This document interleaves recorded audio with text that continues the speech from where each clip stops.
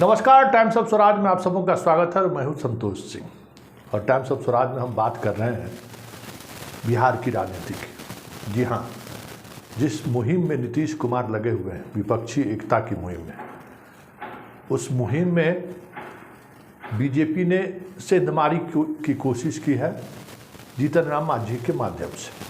स्वाभाविक है, गठबंधन के एक साथी नीतीश कुमार को छोड़कर चले गए। क्यों छोड़कर गए, उनकी कुछ व्यथा भी रही होगी, या फिर बीजेपी जिस तरीके से माइंड गेम खेलना चाहती है, हो सकता है कि वो भी वजह रही हो। लेकिन जरा जीतन राम मांझी के उस दर्द को आप भी महसूस करिए कि वो क्यों नीतीश कुमार को छोड़े। जरा आराम से सुनिए। और आज उन्होंने उन दिनों की भी याद कर ही डाली कि मुख्यमंत्री की कुर्सी से हमें जबरन नीतीश कुमार ने क्यों उतार दिया। जरा सुनिए, फिर हम बात करेंगे कि बीजेपी की दिल्ली में जो आज बैठक हुई है, बिहार में किस तरीके के गठबंधन बनाया जाए, गठबंधन के साथी है के साथ किस तरीके से सीट शेयरिंग की जाए, वो भी महत्वपूर्ण है। लेकिन जरा पहले सुन लीजिए जीतन राम मांझी क्या कह रहे हैं। ये भी आप लोग भूल जाते हैं, अब पता नहीं क्यों भूल जाते हैं, जानबूझ के भुला देते हैं। हम सब दिन कहा है कि हम महागठबंधन में नहीं हैं, हम नीतीश कुमार के साथ थे। तो नीतीश कुमार के साथ हम हटे हैं, महागठबंधन में रहे या न रहे, ये जो कहता है तो फालतू बात कहता है। हम महागठबंधन में कब थे? हम सब दिन कहा है कि हम महागठबंधन से मतलब नहीं है, हम नीतीश कुमार के साथ हैं। ये खुल करके बोले हैं। आप लोग इतना जल्दी भूल क्यों जाते हैं? विपक्षी एकता पर आपके निकलने का असर पड़ेगा क्या? अब वो सब आगे की बात है, हेतु हेतु मजबूत की बात मैं नहीं करता हूँ। भविष्य के गर्भ में है, 23 के बाद आप लोग देखिएगा। मर्ज करने का जो प्रस्ताव आया था कि पार्टी में मर्ज कर जाइए, तो ये हम लोगों को गवारा नहीं था। इसलिए आज हमारे लोग जब इस्तीफा संतोष कुमार दिए हैं और ये निर्णय हुआ है कि हम किसी पार्टी में मर्ज नहीं करेंगे और हमारी पार्टी इंडिपेंडेंट हो करके काम करेगी, चाहे चुनाव का मामला हो या संघर्ष का मामला हो। और इसके लिए हमारे लोग आज जुबिलियंट हैं, आज फटाका फोड़ रहे हैं कि मांझी जी ने अच्छा निर्णय लिया है। क्या चुनाव लड़ेंगे सर? अब तो 18 तारीख को जब हम लोग कार्य समिति की बैठक बुलाई है और कार्य समिति की बैठक में निर्णय लेंगे कि हम लोगों को क्या करना है। जदयू ये कह रही है कि हमने तो उनको मुख्यमंत्री बनाया, वो इतना सम्मान दिया, लेकिन फिर भी मांझी जी चले गए। ये अपने आप में समझ से बाहर है हमारे जी।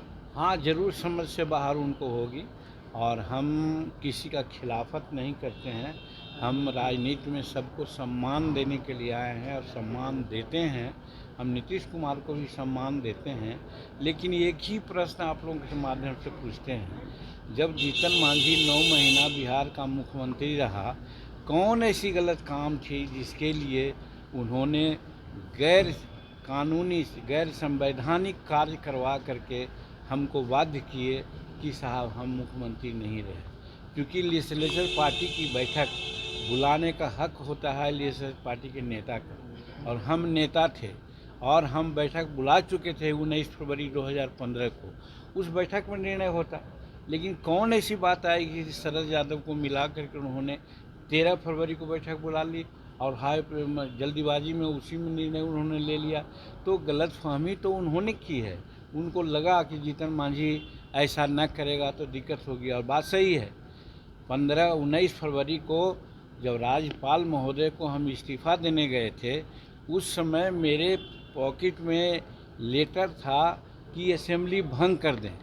अगर हमें महत्वाकांक्षी होती कि हम और मुख्यमंत्री रहे तो हम 6 महीना तो मुख्यमंत्री रह ही सकते थे।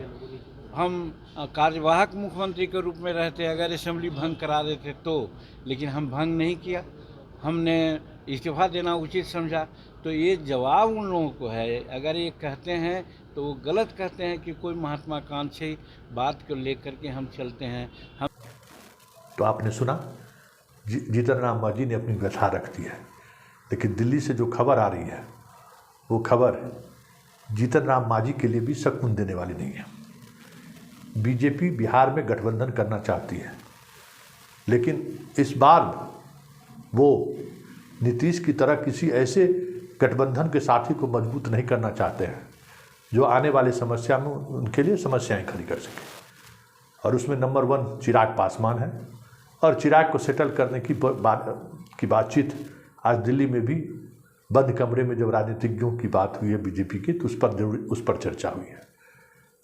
मांझी को लेकर भी चर्चा है, जो खबरें आ रही हैं।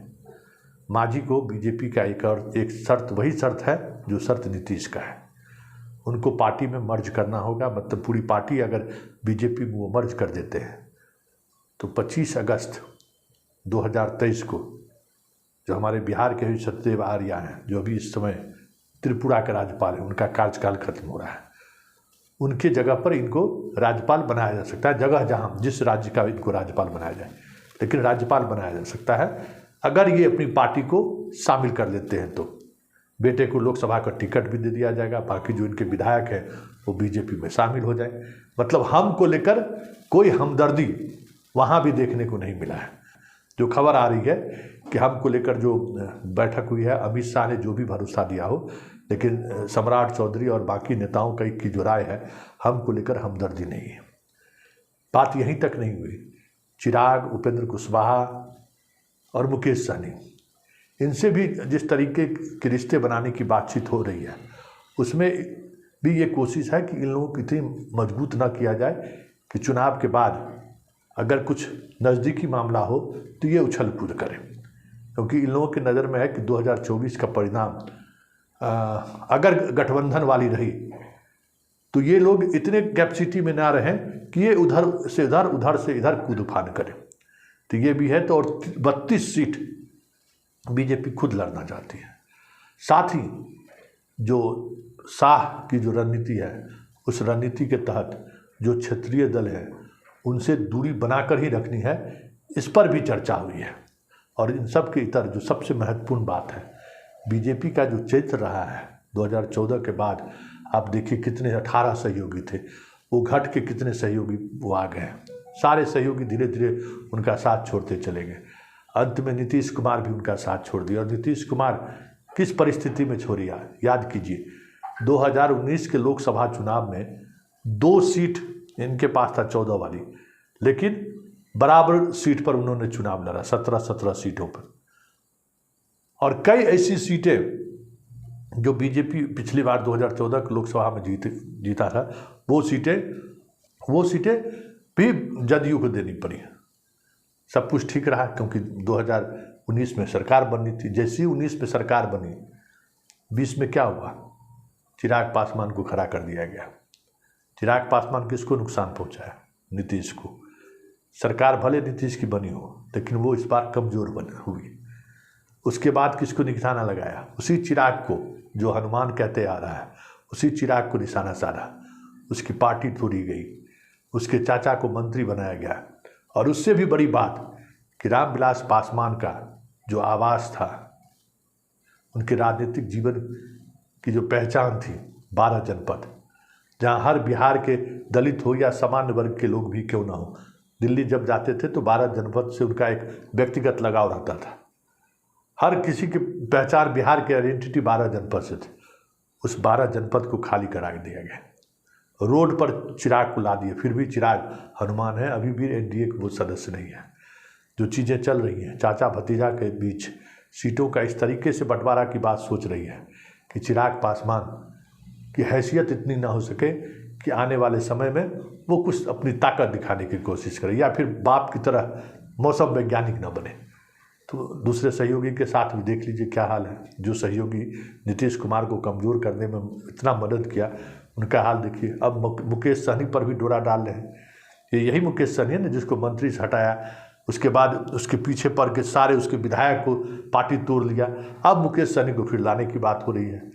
और लाने का भी शर्त कुछ इसी तरीके से है कि अगर सीट आपको मिलेगा तो 1 सीट अगर हमारी होगी, 2 सीट अगर आपको मिलेगा तो 1 उम्मीदवार आप होइएगा, दूसरा उम्मीदवार बीजेपी का होगा। यही शर्त उपेंद्र कुशवाहा के साथ भी लाने जा रहे हैं। उपेंद्र कुशवाहा भी बहुत भाग दौड़ किए हैं, इधर से उधर, उनका भी कोई भरोसा नहीं है। तो पहली तो कोशिश है कि उपेंद्र कुशवाहा भी आरसीपी की तरह बीजेपी में शामिल हो जाए, मुकेश सहनी भी आरसीपी की तरह बीजेपी में शामिल हो जाए। और अगर नहीं शामिल होते हैं तो तो बीजेपी इतना उम्मीदवार जरूर उनके कोटे से लड़ाएगा जिसके आधार पर वो पार्टी लाइन के खिलाफ नहीं जा सके, मतलब गठबंधन लाइन के खिलाफ नहीं जा सके। ये शर्त मानेंगे तो फिर एकता को लेकर जो बातें चल रही हैं वो बात चलेंगी, धीरे धीरे बात को बढ़ाया जाएगा। लेकिन इन सब से इतर जो सबसे महत्वपूर्ण बात है, मांझी जिस उम्मीद से बीजेपी के करीब गए हैं, इतना तय मानिए बीजेपी ने भी वही शर्त रखी है जो शर्त नीतीश ने रखा है। देखिए अब आगे आगे होता है क्या, लेकिन इतना तय है बिहार की राजनीति को जिस तरीके से साधने की कोशिश बीजेपी कर रही है। याद करिए 2015 के विधानसभा चुनाव में यही इक्वेशन था। जीतन राम मांझी 20 सीट पर 19 सीट पर चुनाव लड़े थे, 1 सीट मात्र जीते थे, खुद जीते, बाकी सारी सीटें हारे। 2015 की बात करें, महागठबंधन में उपेंद्र कुशवाहा लड़े थे, सुपरा साफ हो गया था, बीजेपी का सुपरा साफ हो गया था, 160 सीट पर लड़े, 53 पर ख़त्म हो गए। तो ये वही गठबंधन है जिस गठबंधन के सहारे 2024 को साधना चाहती है बीजेपी। ये प्रयोग, इस गठबंधन का प्रयोग 2015 में पूरी तौर पर महागठबंधन के सामने में फेल हो गया था, मतलब दूर दूर तक नहीं टिका था। बीजेपी के कई बड़े स्टार वार चुनाव हार गए थे। तो उस गठबंधन के सहारे बीजेपी क्या साधना चाहती है ये तो आने वाला वक्त बताएगा। लेकिन इतना तय है कि जिस अंदाज में नीतीश कुमार विपक्षी एकता को लेकर कदम आगे बढ़ा रहे हैं, आने वाले समय में कुछ और चीज़ें देखने को मिले बिहार में ईडी सीबीआई के सहारे, तो कोई बड़ी बात नहीं होगी, क्योंकि मोदी को पता है कि 2024 को साधना है तो बिहार को साधना पड़ेगा।